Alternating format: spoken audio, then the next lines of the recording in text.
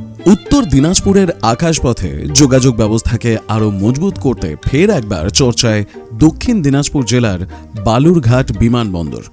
গত সোমবার নতুন দিল্লিতে কেন্দ্রীয় বেসামরিক বিমান পরিবহন মন্ত্রী কিঞ্জারাপু রামমোহন নাইডুর সঙ্গে একটি উচ্চ পর্যায়ের বৈঠক করেন কেন্দ্রীয় প্রতিমন্ত্রী তথা বালুরঘাটের সাংসদ ডক্টর সুকান্ত মজুমদার।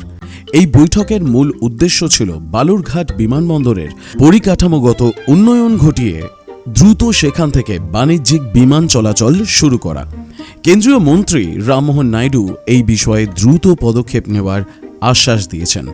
তবে এই প্রথম নয়, বালুরঘাট বিমানবন্দরের আকাশ ছোঁয়ার স্বপ্ন এবং তা ভেঙে পড়ার ইতিহাস দীর্ঘ 4 দশকেরও বেশি পুরনো। তাই এখন প্রশ্ন উঠছে, আগামী দিনে এটি কি একটি সফল প্রকল্প হবে? ইতিহাস কি বলছে? ভবিষ্যতে কি বা হতে চলেছে? এই সব নিয়েই আজকের এপিসোড।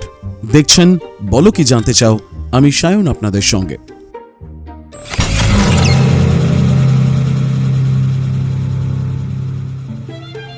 এই মুহূর্তে ভারতবর্ষের বিভিন্ন প্রান্তে প্রতিদিনই গজিয়ে উঠছে নতুন কোনো বিমানবন্দর। তার মধ্যে বেশ কিছু কিন্তু বিফল হচ্ছে। আসলে উড়ান স্কিমের দৌলতে এই সমস্ত বিমানবন্দরগুলোকে জাগিয়ে তোলা হচ্ছে। তেমনই আবার হাওয়া উঠেছে এই বালুরঘাট বিমানবন্দরের। পশ্চিমবঙ্গের বুকে এই মুহূর্তে 2টি বিমানবন্দরই কিন্তু বেশি সফল। দক্ষিণে রাজ্যের রাজধানী কলকাতায় নেতাজি সুভাষচন্দ্র বসু আন্তর্জাতিক বিমানবন্দর, আর উত্তরে শিলিগুড়িতে বাগডোগরা আন্তর্জাতিক বিমানবন্দর। একদিকে কলকাতা বিমানবন্দরে আবার যেমন নতুন টার্মিনাল তৈরি করার পরিকল্পনা চলছে, তেমনি কলকাতা বিমানবন্দর থেকে ঢিলছোড়া দূরত্বে প্রায় 40 কিলোমিটারের আওতায় আবার নতুন বিমানবন্দর যেমন কল্যাণী বিমানবন্দর আবার বানানোর পরিকল্পনা শুরু হয়েছে। পাশাপাশি গত সোমবার নতুন দিল্লিতে কেন্দ্রীয় বেসামরিক বিমান পরিবহন মন্ত্রী কিঞ্জারাপু রামমোহন নাইডুর সঙ্গে একটি উচ্চ পর্যায়ের বৈঠক হয়েছে কেন্দ্রীয় প্রতিমন্ত্রী তথা বালুরঘাটের সাংসদ ডক্টর সুকান্ত মজুমদারের। বৈঠকের মূল উদ্দেশ্য ছিল বালুরঘাট বিমানবন্দরের পরিকাঠামোগত উন্নয়ন ঘটিয়ে দ্রুত সেখান থেকে বাণিজ্যিক বিমান চলাচল শুরু করা। অনেকেই হয়তো জানেন না, বালুরঘাটের মাহিনগড় এলাকায় অবস্থিত প্রায় 50 একর জমির এই বিমানবন্দরটির ইতিহাস অত্যন্ত সমৃদ্ধ। দ্বিতীয় বিশ্বযুদ্ধের সময় ব্রিটিশ বিমান বাহিনী সামরিক প্রয়োজনে এই রানওয়েটি তৈরি করেছিল। পরবর্তীতে 1971 সালের বাংলাদেশের মুক্তিযুদ্ধের সময়ও ভারতীয় সেনাবাহিনী এই বিমানবন্দরটিকে কৌশলগত কারণে ব্যবহার করেছিল। দেশভাগের পর 1950-এর দশকে সুরক্ষা এয়ার সার্ভিস প্রথম বালুরঘাট থেকে কলকাতার দমদম পর্যন্ত নিয়মিত বাণিজ্যিক বিমান পরিষেবা শুরু করেছিল। দীর্ঘ বিরতির পর 1984 সালে ভারত সরকারের তৎকালীন আঞ্চলিক বিমান সংস্থা বায়ুদূত বালুরঘাট থেকে ডোনিয়ার গোত্রের ছোট বিমান চালানো শুরু করে, কিন্তু মাত্র কয়েক মাসের মধ্যেই এই পরিষেবা পুরোপুরি স্তব্ধ হয়ে যায়। আসলে 80-র দশকে এই বিমান পরিষেবা বন্ধ হওয়ার পেছনে প্রধানত 3টি কারণ ছিল। প্রথমত, আধুনিক সিগন্যালিং ও ন্যাভিগেশনের অভাব। তৎকালীন সময়ে কোনো উন্নত দিক নির্ণয় ব্যবস্থা না থাকায় পাইলটদের রানওয়ে খুঁজে পেতে সমস্যা হতো। দ্বিতীয়ত ছিল যাত্রী সংকট। সেই সময় সাধারণ মানুষের আর্থিক সক্ষমতা আকাশপথের উপযোগী ছিল না। তৃতীয়ত, পর্যাপ্ত যাত্রী না থাকায় বিমান সংস্থাগুলো চরম লোকসানের মুখে পড়ে পরিষেবা গুটিয়ে নেয়। বিগত 2015-16 সাল থেকে পশ্চিমবঙ্গ সরকার প্রায় 11 কোটি টাকা খরচ করে এই বিমানবন্দরের রানওয়ে সংস্কার, প্যাসেঞ্জার লাউঞ্জ এবং বাউন্ডারি ওয়াল তৈরির কাজ শেষ করেছে। তবে এবার প্রশ্ন উঠছে, 1984 সালে যে রুটটি ফ্লপ হয়েছিল, 2026 সালে দাঁড়িয়ে তা কতটা লাভজনক হবে? বিশেষজ্ঞদের মতে বর্তমানের আর্থ-সামাজিক পরিস্থিতি সম্পূর্ণ আলাদা এবং এই রুটটির সফল হওয়ার সম্ভাবনা এবার অনেকটাই বেশি। ভারত বাংলাদেশ সীমান্তের কাছাকাছি হওয়ায় এই অঞ্চলে আমদানি রপ্তানি ব্যবসা ব্যাপক বৃদ্ধি পেয়েছে। ফলে ব্যবসায়ী ও লজিস্টিক্স খাতের কর্তাদের দ্রুত যাতায়াতের চাহিদা তৈরি হয়েছে। অন্যদিকে জেলায় নতুন হাসপাতাল, মেডিকেল কলেজ, বিশ্ববিদ্যালয় তৈরি হওয়ায় চিকিৎসক, অধ্যাপক এবং গবেষক কলকাতায় নিয়মিত যাতায়াত করছে। এছাড়া জেলার বহু মানুষ বর্তমানে বেঙ্গালুরু, দিল্লি, মুম্বাইয়ের মতন আইটি হাবে কর্মরত।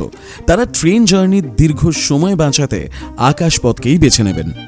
এদিকে বালুরঘাট বিমানবন্দরকে কেন্দ্রের উড়ান প্রকল্পের অন্তর্ভুক্ত করার চেষ্টা চলছে। এই প্রকল্পে ১৯ আসনের ছোট বিমান চালানো হবে, যার টিকিটের দাম সাধারণ মানুষের নাগালের মধ্যে থাকবে। যাত্রী কম হলেও বিমান সংস্থার লোকসান হবে না, কারণ সরকার ভায়াবিলিটি গ্যাপ ফান্ডিং বা ভর্তুকি দেবে। তবে ভারতের বিমান পরিবহন ইতিহাসের একটি অন্ধকার দিকও এই প্রকল্পের সাথে জড়িয়ে রয়েছে। সারা দেশে উড়ান প্রকল্পে শুরু হওয়া রুটের প্রায় ৫০% বন্ধ হয়ে গেছে এবং বেশ কিছু বিমানবন্দর এখন ভুতুড়ে বিমানবন্দর বা ঘোস্ট এয়ারপোর্টে পরিণত হয়েছে, যেমন উত্তরপ্রদেশের আজমগড়, আলিগড় ও মুরাদাবাদ। ২০২৪ সালে ধুমধাম করে চালু হওয়ার কয়েক মাসের মধ্যেই ফ্লাইবিগ বিমান সংস্থা যাত্রী সংকটের কারণে পরিষেবা বন্ধ করে দেয়। আজ আলিগড় বিমানবন্দর কেবল পাইলট ট্রেনিংয়ের কাজে ব্যবহৃত হয়। আবার কুশীনগর আন্তর্জাতিক বিমানবন্দর, বৌদ্ধ পর্যটকদের জন্য প্রায় ২৬০ কোটি টাকা ব্যয়ে নির্মিত এই বিমানবন্দরটিতে ২০২৩ সালের পর কোনো বাণিজ্যিক ফ্লাইট নামেনি।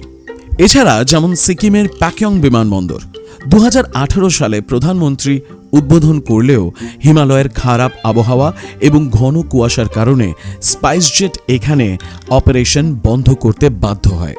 আসলে উড়ান প্রকল্পের নিয়ম অনুযায়ী সরকার বিমান সংস্থাগুলোকে মাত্র ৩ বছরের জন্য আর্থিক ভর্তুকি দেয়।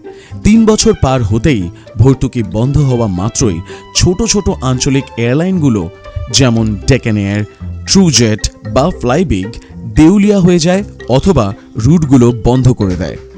বালুরঘাট বিমানবন্দরকে যদি ভারতের ঘোস্ট এয়ারপোর্টের তালিকায় নাম লেখানো থেকে বাঁচাতে হয়, তবে শুধু রানওয়ে বা টার্মিনাল বানালেই হবে না। বিশেষজ্ঞদের মতে বিমানবন্দরটিতে প্রথম থেকেই ইনস্ট্রুমেন্ট ল্যান্ডিং সিস্টেম বসাতে হবে, যাতে উত্তরবঙ্গের কুয়াশা বা খারাপ আবহাওয়ায় ফ্লাইট বাতিল না হয়। যদি ১৯ আসনের ছোট বিমানের মাধ্যমে কলকাতার সাথে সঠিক সময়সূচি মেনে এবং ভাড়ার ওপর নিয়ন্ত্রণ রেখে পরিষেবা চালু করা যায়, তবে সরকারি ভর্তুকির সহায়তায় বালুরঘাট বিমানবন্দর সহজেই ব্রেক ইভেন, মানে যেখানে লাভ ও লোকসান সমান হবে, ছুঁয়ে উত্তরবঙ্গের অর্থনীতিতে এক নতুন দিগন্তের সূচনা করতে পারবে। এবার আপনার কি মনে হয়, উত্তরবঙ্গে এই বালুরঘাট বিমানবন্দর কি নতুন আশা জাগাচ্ছে? আপনার মতামত কমেন্টে লিখে জানাবেন। ভালো লাগলে লাইক করবেন, বন্ধুবান্ধবের সঙ্গে শেয়ার করবেন। আমাদের চ্যানেলে নতুন হলে আমাদের চ্যানেলটি সাবস্ক্রাইব করে বেল আইকন প্রেস করে অল বাটনটি প্রেস করতে ভুলবেন না, যাতে এই ধরনের ভিডিও আপলোড হলেই আপনার কাছে খবর চায়। বলো, কি জানতে চাও?